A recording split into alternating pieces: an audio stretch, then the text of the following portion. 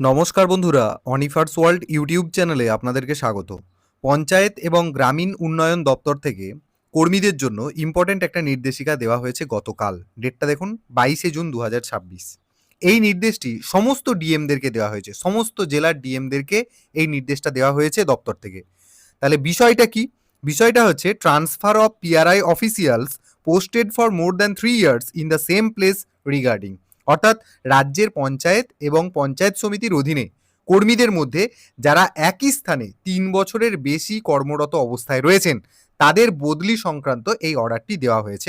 এছাড়াও এখানে যেটা বলা হচ্ছে নোটিশটিতে, গত 22শে জানুয়ারি 2014 অর্ডারকে মেনশন করে বলা হচ্ছে যে সমস্ত কর্মীরা রাজ্যের পঞ্চায়েত এবং পঞ্চায়েত সমিতির নানা অফিসে একই স্থানে 3 বছরের বেশি কাজ করছেন তাদেরকে জেলার মধ্যেই বদলি করা হবে। লাইনটা দেখুন, transfer within the district in consonance with rule 52(5) এবং সেই বদলি প্রক্রিয়া যাতে দ্রুত সম্পন্ন করা যায় তারই নির্দেশ এখানে দেওয়া হচ্ছে।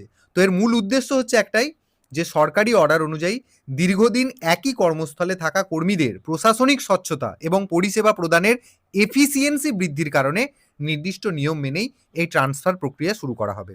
তো আগামী 10 দিনের মধ্যে ডিএমদেরকে তার একটা কমপ্লায়েন্স রিপোর্ট জমা করার কথাও বলা হয়েছে। ফলে এবার রাজ্যের সমস্ত পঞ্চায়েতগুলিতে যে সমস্ত কর্মীরা রয়েছেন তাদের ট্রান্সফার নিয়ে কিন্তু বেশ নড়াচড়া এবার শুরু হবে। তো ছোট্ট এই আপডেট, ভিডিওটি সকলের সাথে শেয়ার করুন এবং আপনারা যারা আমার চ্যানেলে নতুন তারা চ্যানেলটিকে সাবস্ক্রাইব করে নিতে ভুলবেন না।